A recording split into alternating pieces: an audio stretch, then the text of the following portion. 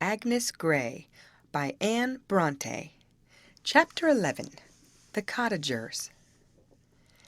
As I had now only one regular pupil, though she contrived to give me as much trouble as 3 or 4 ordinary ones, and though her sister still took lessons in German and drawing, I had considerably more time at my own disposal than I had ever been blessed with before, since I had taken upon me the governess's yoke, which time I devoted partly to correspondence with my friends, partly to reading, study, and the practice of music, singing, etc., partly to wandering in the grounds or adjacent fields with my pupils if they wanted me, alone if they did not.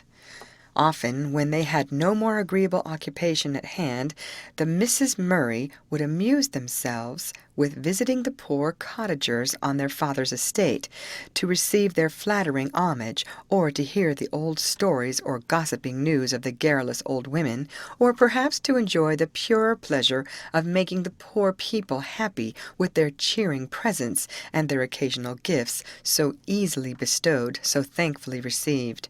Sometimes I was called upon to accompany one or both of the sisters in these visits, and sometimes I was desired to go alone, to fulfill some promise which they had been more ready to make than to perform, to carry some small donation, or read to one who was sick or seriously disposed, and thus I made a few acquaintances among the cottagers, and occasionally I went to see them on my own account.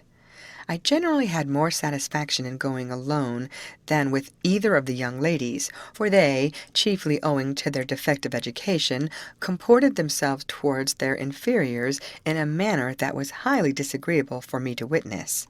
They never, in thought, exchanged places with them, and consequently had no consideration for their feelings, regarding them as an order of beings entirely different from themselves. They would watch the poor creatures at their meals, making uncivil remarks about their food and their manner of eating. They would laugh at their simple notions and provincial expressions, till some of them scarcely durst venture to speak.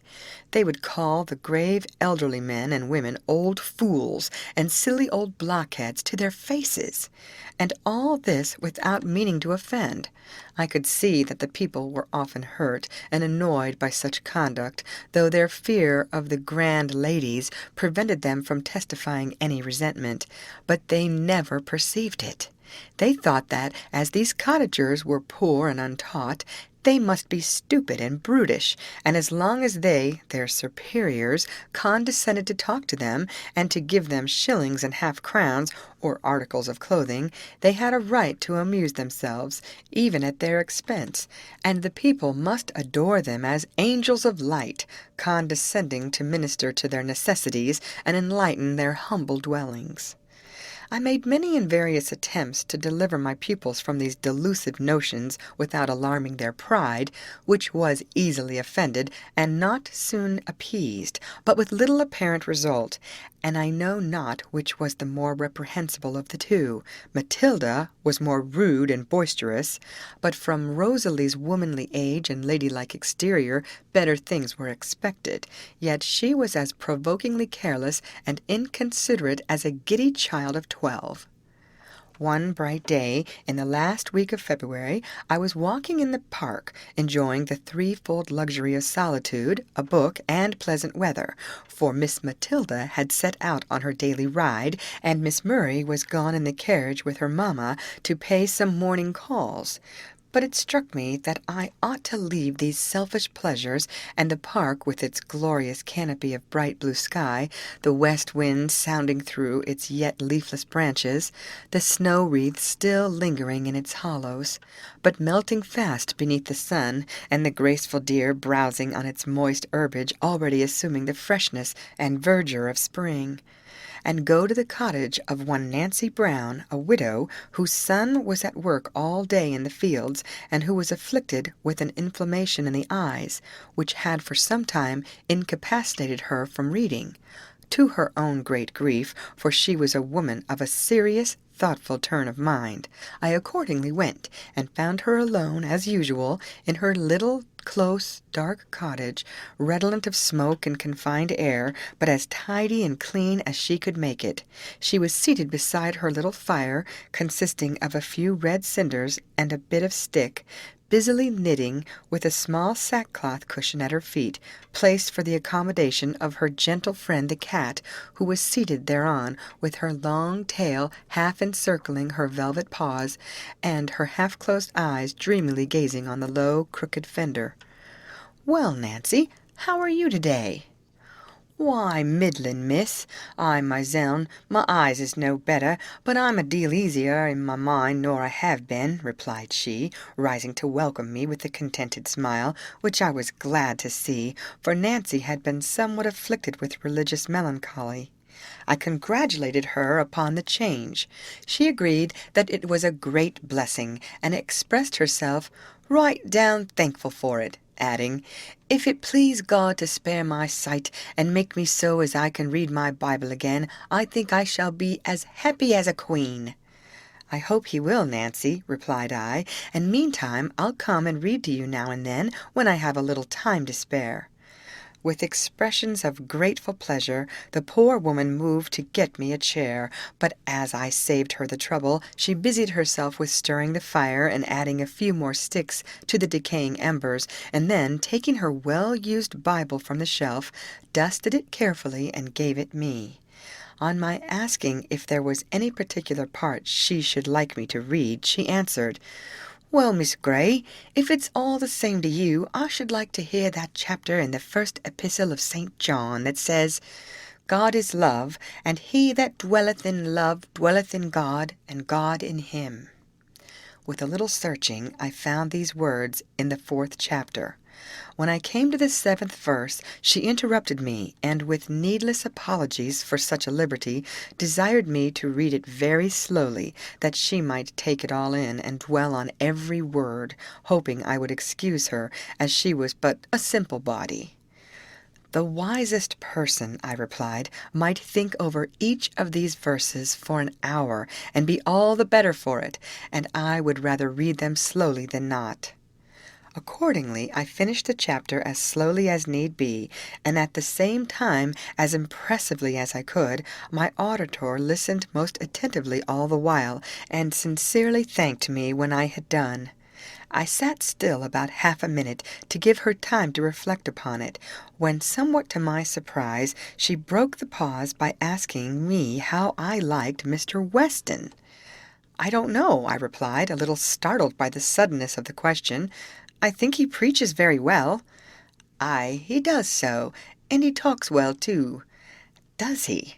"He does. Maybe you haven't seen him, not to talk to him much yet." "No, I never see any one to talk to, except the young ladies of the hall." "Ah, they're nice, kind young ladies, but they can't talk as he does." "Then he comes to see you, Nancy?" "He does, miss, and I's thankful for it. He comes to see all us poor bodies a deal ofter nor Master Bligh or the rector ever did, and it's well he does, for he's always welcome. We can't say as much for the rector. There is that says they're fair feared on him. When he comes into a house, they say he's sure to find summat wrong, and begin a-calling 'em as soon as he crosses the doorstones. But maybe he thinks it his duty like to tell 'em what's wrong, and very oft he comes a purpose to reprove folk for not coming to church, or not kneeling and standing when other folk does, or going to the Methody chapel, or summat o' that sort. But I can't say 'at he ever found much fault with me. He came to see me once or twice afore Master Weston come, when I was so ill troubled in my mind, and as I had only very poor health besides, I made bold to send for him, and he came right enough.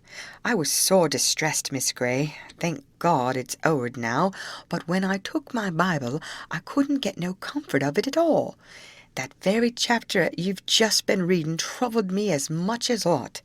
'He that loveth not knoweth not God.' It seemed fearsome to me, for I felt that I loved neither God nor man as I should do, and could not, if I tried ever so.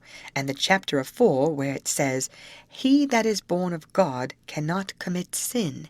And another place where it says, "Love is the fulfilling of the law," and many, many others, miss. I should fair weary you out if I was to tell them all, but all seemed to condemn me, and to show me that I was not in the right way, and as I knew not how to get into it, I sent our Bill to beg Maister Hatfield to be as kind as look in on me some day, and when he came I told him all my troubles. And what did he say, Nancy? Why, miss, he seemed to scorn me. I might have been mistaken, but he like gave a sort of a whistle, and I saw a bit of a smile on his face, and he said, "Oh, it's all stuff. You've been among the Methodists, my good woman." But I told him I'd never been near the Methodies, and then he said, "Well," says he, "you must come to church, where you'll hear the Scriptures properly explained, instead of sitting poring over your Bible at home." But I told him I always used coming to church when I had my health, but this very cold winter weather I hardly durst venture so far, and me so bad with the rheumatic and all. But he says, "It'll do your rheumatiz good to hobble to church. There's nothing like exercise for the rheumatiz. You can walk about the house well enough. Why can't you walk to church? The fact is," says he, "you're getting too fond of your ease. It's always easy to find excuses for shirking one's duty." But then, you know, Miss Grey, it wasn't so. However, I told him I'd try. "But please, sir," says I, "if I do go to church, what the better shall I be? I want to have my sins blotted out, and to feel that they are remembered no more against me, and that the love of God is shed abroad in my heart. And if I can get no good by reading my Bible and saying my prayers at home, what good shall I get by going to church?" "The church," says he, "is the place appointed by God for his worship. It's your duty to go there as often as you can. If you want comfort, you must seek it in the path of duty." And a deal more he said, but I cannot remember all his fine words. However, it all came to this, that I was to come to church as oft as ever I could, and bring my prayer book with me, and read up all the sponsors after the clerk, and stand and kneel and sit and do all as I should, and take the Lord's Supper at every opportunity, and hearken his sermons, and Master Bligh's, and it'd be all right. If I went on doing my duty, I should get a blessing at last. "But if you get no comfort that way," says he, "it's all up." "Then, sir," says I, "should you think I'm a reprobate?" "Why," says he says, "if you do your best to get to heaven and can't manage it, you must be one of those that seek to enter it at the strait gate, and shall not be able." And then he asked me if I'd seen any of the ladies of the hall about that morning, so I told him where I had seen the young missus go on the moss lane, and he kicked my poor cat right across the floor, and went after him as gay as a lark. But I was very sad. That last word of his fair sunk into my heart, and lay there like a lump of lead, till I was weary to bear it. Howsever, I follered his advice. I thought he meant it all for the best, though he had a queer way with him. But you know, miss, he's rich and young, and such like cannot right understand the thoughts of a poor old woman such as me. But howsever, I did my best to do all as he bade me. But maybe I'm plaguing you, miss, with my chatter. "Oh, no, Nancy, go on and tell me all." "Well, my rheumatiz got better. I know not whether with going to church or not, but one frosty Sunday I got this cold in my eyes. The inflammation didn't come on all at once like, but bit by bit. But I wasn't going to tell you about my eyes.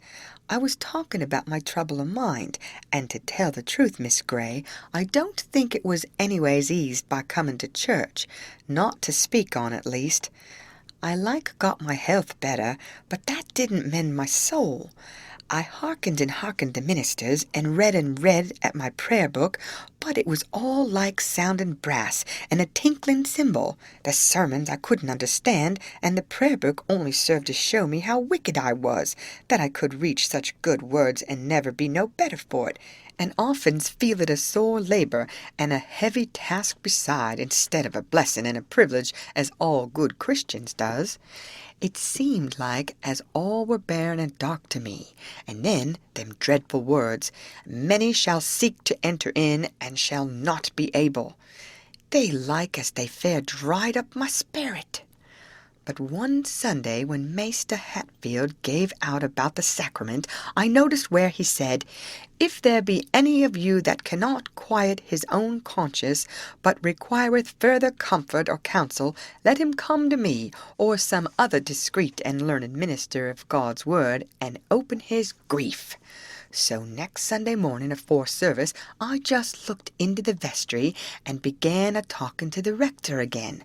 I hardly could fashion to take such a liberty, but I thought when my soul was at stake I shouldn't stick at a trifle. But he said he hadn't time to attend to me then. "And indeed," says he, "I've nothing to say to you but what I've said before. Take the sacrament, of course, and go on doing your duty, and if that won't serve you, nothing will, so don't bother me any more." So then I went away, but I heard Master Weston. Master Weston was there, miss. This was his first Sunday at Horton, you know, and he was in the vestry in his surplice, helping the rector on with his gown. "Yes, Nancy, and I heard him ask Master Hatfield who I was, and he says, 'Oh, she's a canting old fool.' And I was very ill-grieved, Miss Grey, but I went to my seat, and I tried to do my duty as aforetime, but I like got no peace. And I even took the sacrament, but I felt as though I were eating and drinking to my own damnation all the time, so I went home sorely troubled. But next day, afore I'd gotten fettled up, for indeed, miss, I'd no heart to sweeping and fettling and washing pots, so I sat me down in the muck. Who should come in but Master Weston? I started siding stuff then, and sweeping and doing, and I expected he'd begin a-calling me for my idle ways, as Master Hatfield would ha' done. But I was mistaken. He only bid me good morning like, in a quiet, decent way. So I dusted him a chair and fettled up the fireplace a bit, but I hadn't forgotten the rector's words, so says I wonder, sir, you should give yourself that trouble to come so far to see a canting old fool such as me." He seemed taken aback at that, but he would fain persuade me that the rector was only in jest, and when that wouldn't do, he says, "Well, Nancy, you shouldn't think so much about it. Mr. Hatfield was a little out of humour just then. You know we're none of us perfect. Even Moses spoke unadvisedly with his lips. But now sit down a minute, if you can spare the time, and tell me all your doubts and fears, and I'll try to remove them." So I sat me down and anent him. He was quite a stranger, you know, Miss Grey, and even younger nor Master Hatfield, I believe, and I had thought him not so pleasant-looking as him, and rather a bit crossish at first to look at, but he spake so civil-like, and when the cat, poor thing, jumped onto his knee, he only stroked her, and gave a bit of a smile. So I thought that was a good sign, for once, when she did so to the rector, he knocked her off, like as it might be in scorn and anger, poor thing. But you can't expect a cat to know manners like a Christian, you know, Miss Grey. No, of course not, Nancy. But what did Mr. Weston say then? He said naught, but he listened to me as steady and patient as could be, and never a bit of scorn about him. So I went on, and telled him all, just as I've telled you, and more too. "Well," says he, "Mr. Hatfield was quite right in telling you to persevere in doing your duty, but in advising you to go to church and attend to the service and so on, he didn't mean that was the whole of a Christian's duty. He only thought you might there learn what more was to be done, and be led to take delight in those exercises, instead of finding them a task and a burden. And if you had asked him to explain those words that trouble you so much, I think he would have told you, that if many shall seek to enter in at the strait gate, and shall not be able, it is their own sins that hinder them, just as a man with a large sack on his back might wish to pass through a narrow doorway, and find it impossible to do so unless he would leave his sack behind him. But you, Nancy, I dare say, have no sins that you would not gladly throw aside, if you knew how." "Indeed, sir, you speak truth," said I. "Well," says he, "you know the first and great commandment, and the second, which is like unto it, on which 2 commandments hang all the law and the prophets. You say you cannot love God, but it strikes me that if you rightly consider who and what he is, you cannot help it.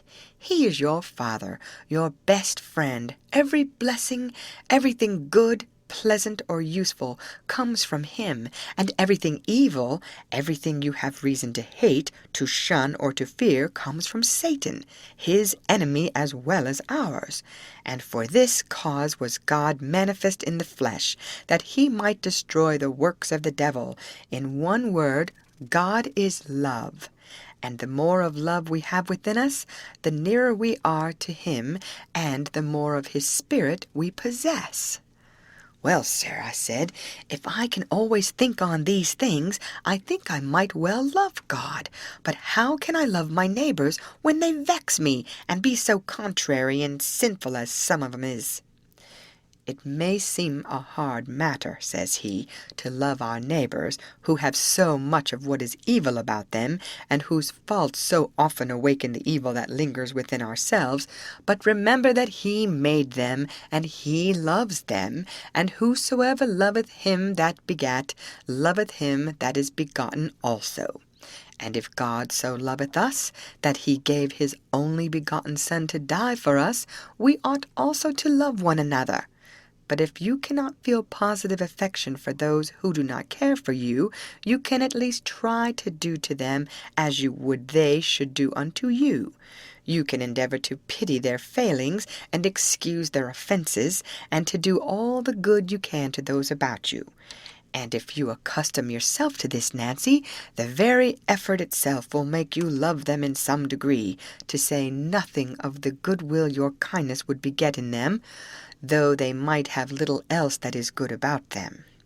If we love God and wish to serve him, let us try to be like him, to do his work, to labor for his glory, which is the good of man, to hasten the coming of his kingdom, which is the peace and happiness of all the world. However powerless we may seem to be in doing all the good we can through life, the humblest of us may do much towards it. And let us dwell in love, that he may dwell in us, and we in him. The more happiness we bestow, the more we shall receive even here, and the greater will be our reward in heaven when we rest from our labors." "I believe, miss, them is his very words, for I've thought 'em over many a time. And then he took that Bible and read bits here and there, and explained 'em as clear as the day, and it seemed like as a new light broke in on my soul, and I felt fair aglow about my heart, and only wished poor Bill and all the world could have been there, and heard it all, and rejoiced with me." After he was gone, Hannah Rogers, one of the neighbors, came in and wanted me to help her to wash. I told her I couldn't just then, for I hadn't set on the potatoes for the dinner, nor washed up the breakfast stuff yet. So then she began a-calling me for my nasty idle ways. I was a little bit vexed at first, but I never said nothing wrong to her. I only telled her like all in a quiet way, and I'd had the new parson to see me, but I'd get done as quick as ever I could, and then come and help her. So then she softened down, and my heart like as it warmed towards her, and in a bit we was very good friends. And so it is, Miss Grey, a soft answer turneth away wrath, but grievous words stir up anger. It isn't only in them you speak to, but in yourself." "Very true, Nancy, if we could always remember it." "Aye, if we could." "And did Mr. Weston ever come to see you again?" Yes, many a time, and since my eyes had been so bad, he sat and read to me by the half-hour together. But you know, miss, he has other folks to see and other things to do, God bless him. And that next Sunday he preached such a sermon. His text was, "Come unto me, all ye that labor and are heavy laden, and I will give you rest." And them two blessed verses that follows. You wasn't there, miss, you was with your friends then, but it made me so happy, and I am happy now, thank God, and I take a pleasure now in doing little bits of jobs for my neighbors, such as a poor old body that's half blind can do, and they take it kindly of me, just as he said. You see, miss, I'm knitting a pair of stockings now. They're for Thomas Jackson. He's a queerish old body, and we've had many about at threeping, one anent the other, and at times we've differed sorely. So I thought I couldn't do better nor knit him a pair of warm stockings, and I've felt to like him a deal better, poor old man, sin' I began. It's turned out just as Maister Weston said.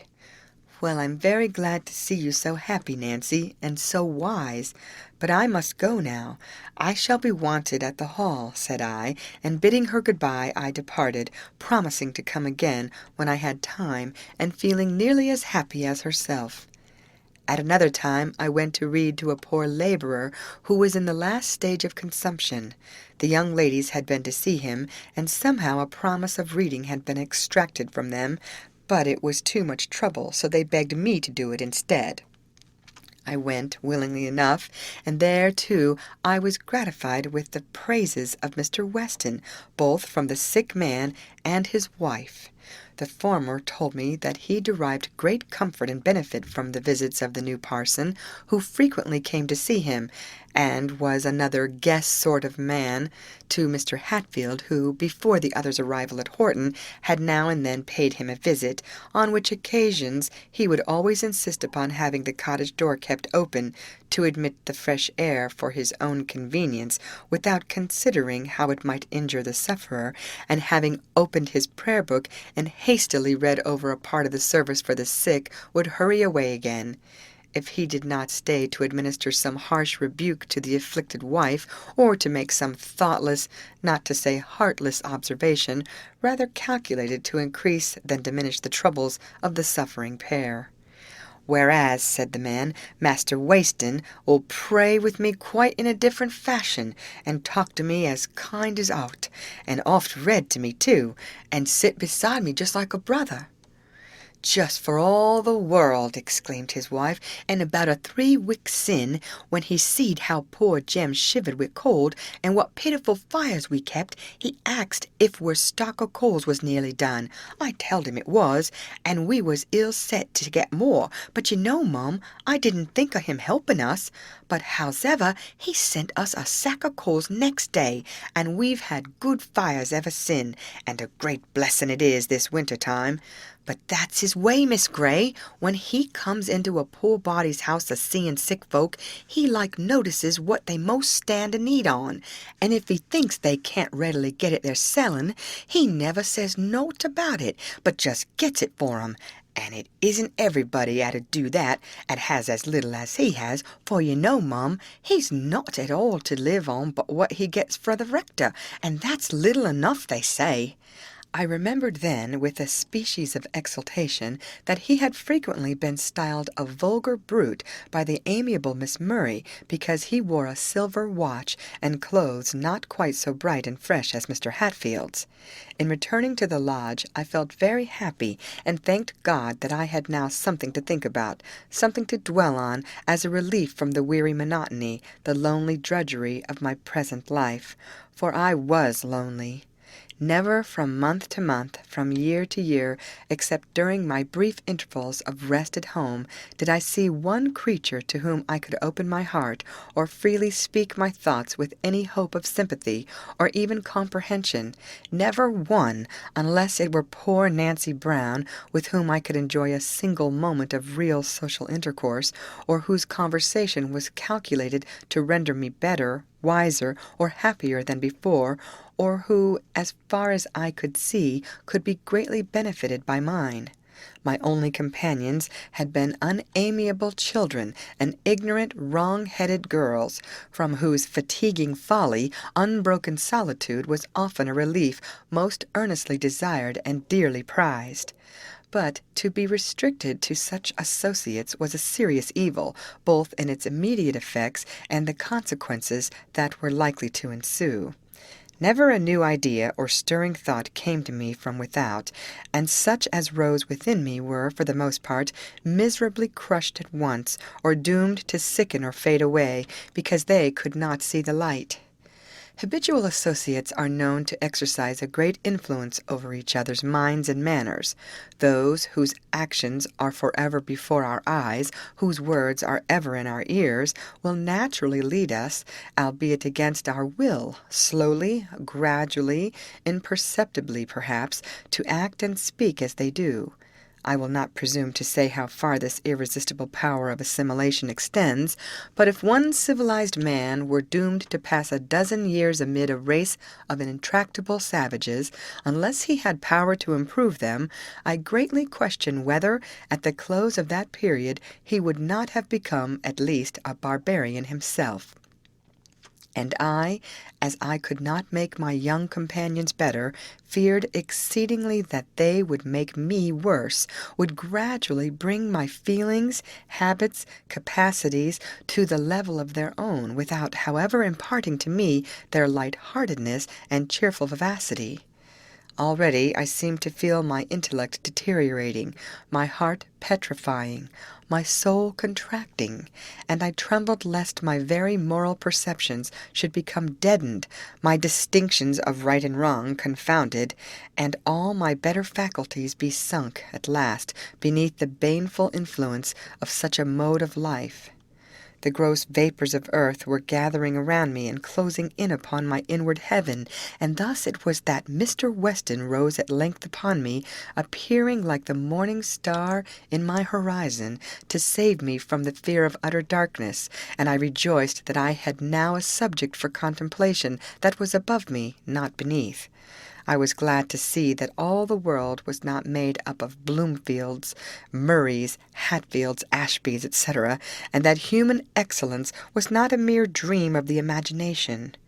When we hear a little good and no harm of a person, it is easy and pleasant to imagine more.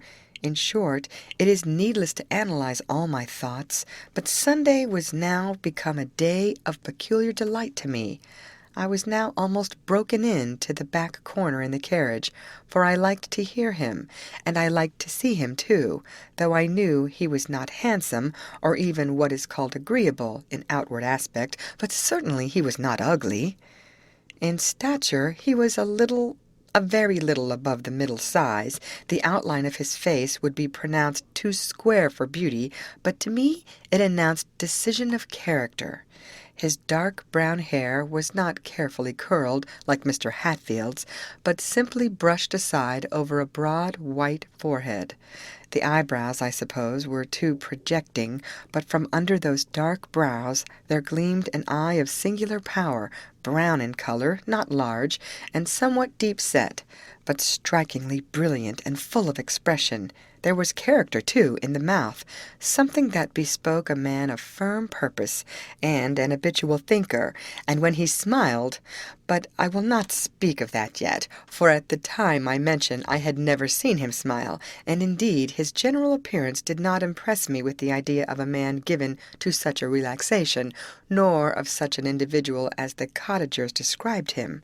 I had early formed my opinion of him, and, in spite of Miss Murray's objurgations, was fully convinced that he was a man of strong sense, firm faith, and ardent piety, but thoughtful and stern, and when I found that to his other good qualities was added that of true benevolence and gentle, considerate kindness, the discovery, perhaps, delighted me the more, as I had not been prepared to expect it. End of chapter.